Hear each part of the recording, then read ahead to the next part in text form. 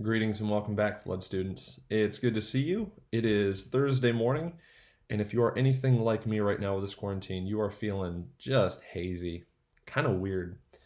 I'm feeling kind of tired, so I am on my third cup of coffee for the morning. When it's hot, I have to give it a little bit of time because I don't want to be like that hipster that burned his tongue.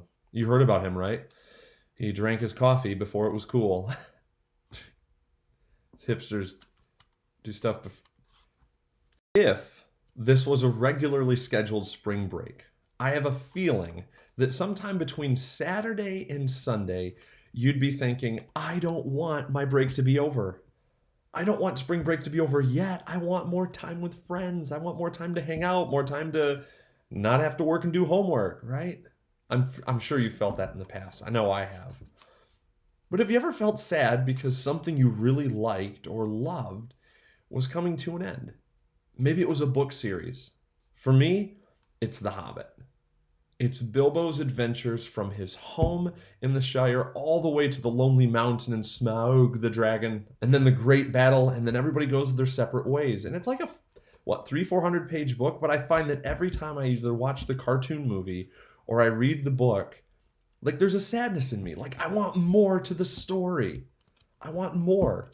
If you've ever been to a concert, after the band plays their set list, they leave the stage and everyone starts shouting encore or the band's name or whatever. And then sometimes the band's like, all right. And like, and the band comes out and they're like, are you ready to rock Houston?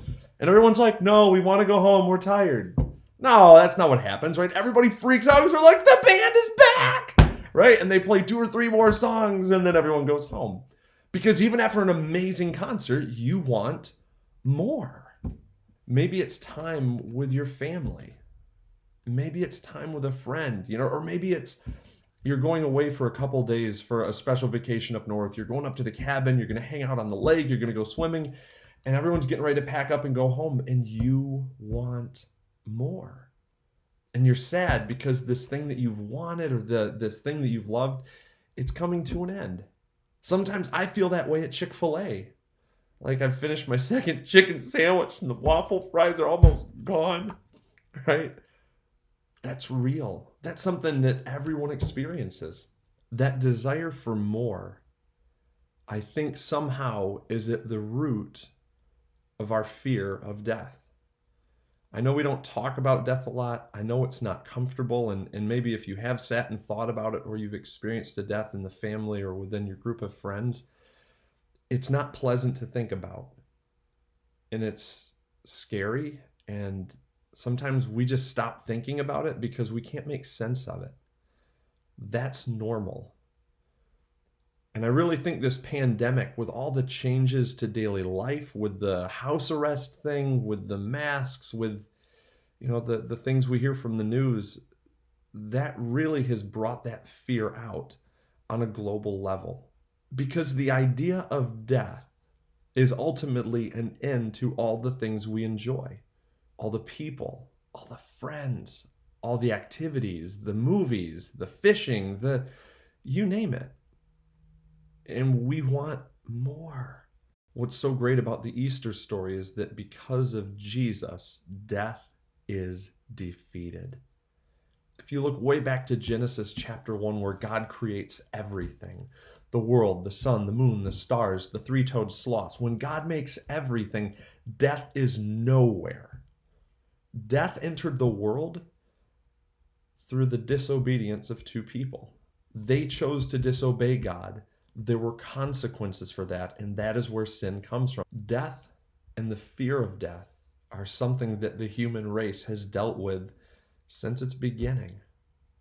The Easter story changes all that, though, and I want to walk you through how. After celebrating the Passover dinner with his 12 closest friends, Jesus left with them and went to this garden, and he went there to pray. He knew what was coming. His friends had no clue. He even told them what was happening, and they're like, we don't got nothing. They didn't understand. And Jesus was arrested in that garden.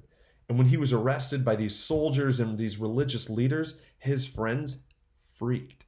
They didn't know what to do, so they ran. You've heard of fight or flight? They took the flight option and took off because everything had changed for them.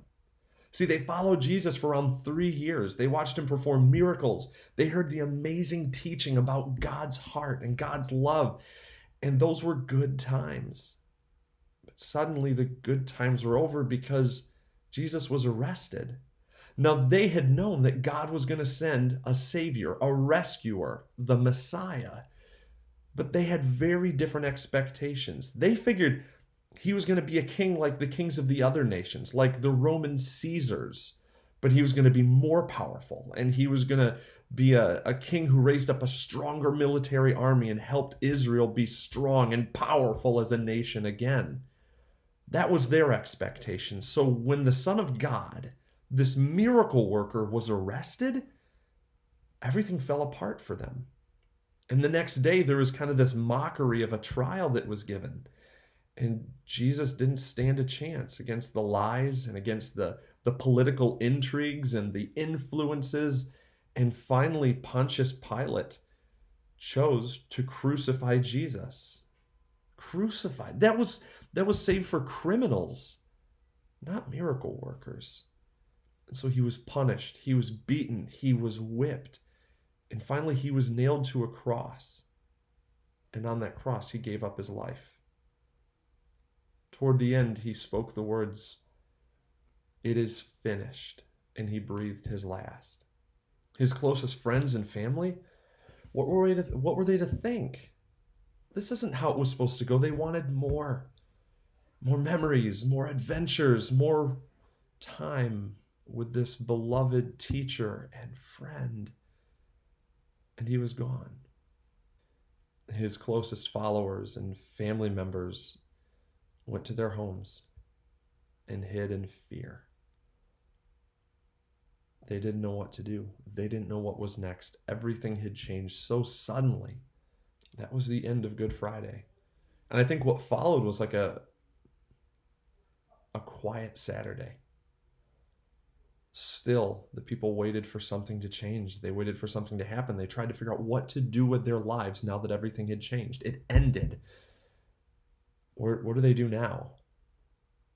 But the beauty in all this is what happened on Easter morning, on that Sunday morning. They went back with these different fragrances and these traditional wrappings for the body. And when they arrived, they were shocked because the tomb was open and there was no Jesus in the tomb. The tomb was empty. Later that day, Jesus appeared to his friends. In fact, he had to convince them that he wasn't a ghost because they just couldn't fathom it. You're alive, but you were dead, but now you're alive. But how did this, they had all these questions. But the truth was, because of Jesus, death was defeated. Death couldn't stop the Son of God. He defeated death. And he offers that new life to us as well.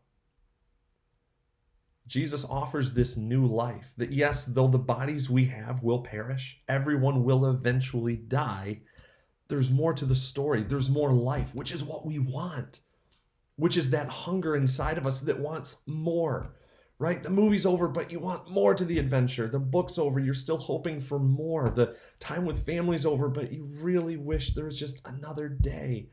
That's part of God's blessing. That's part of this offer of eternal life. Jesus, God's Son, defeated death. Not just for him, though, but for us as well. Years later, Paul, a follower of Jesus, a murderer turned follower of Jesus, wrote these words to Christians to help them understand what God had done. Then, when our dying bodies have been transformed into bodies that will never die, this scripture will be fulfilled. Death is swallowed up in victory. O death, where is your victory? O death, where is your sting? For sin is the sting that results in death, and the law gives sin its power. But thank God, he gives us victory over sin and death through our Lord Jesus Christ. There's a lot going on here. But the bottom line is, because of Jesus, death is defeated for him and for us. Jesus invites us into this new life, into following God, knowing God, and experiencing this forever life. It begins when you trust in Jesus as your Lord and Savior.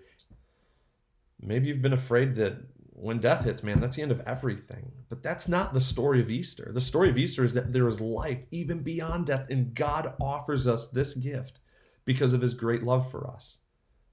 Maybe for you, it's trusting in Jesus for the first time. It's crying out to God. It's praying to him, accepting that gift of life and submitting your life to God with Jesus as your king. Check out one more thing that Paul wrote. The Spirit of God, who raised Jesus from the dead, lives in you.